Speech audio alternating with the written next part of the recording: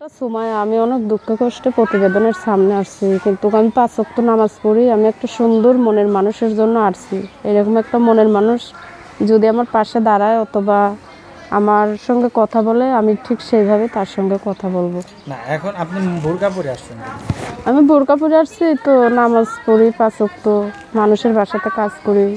এর জন্য আসছি যে প্রতিবেদনের সামনে যদি একটা ভালো সুন্দর মনের মানুষ পাই, এর জন্য আসছি। আচ্ছা, এই যে নাম্বার কি এটা আপনার? হ্যাঁ, ওটা আমার এই নাম্বার। নাম্বারে ফোন দিলে পাওয়া যায়? অবশ্যই পাওয়া যাবে। 01943079426, 01943079426, এটা হলো নাম্বার। জি, ওটা আমার দর্শকদের কি নাম্বার। বলবেন?